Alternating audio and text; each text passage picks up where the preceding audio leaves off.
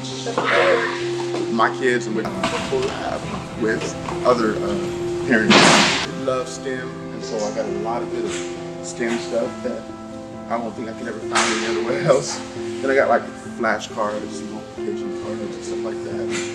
Even who would think you could find this there too? Kids are gonna enjoy it. There's a lot of experimental packages, but all inclusive. I mean, it includes everything. So kids, they love STEM. They love putting their hands on stuff and getting access to it at other times, or even the money that they have to spend for it.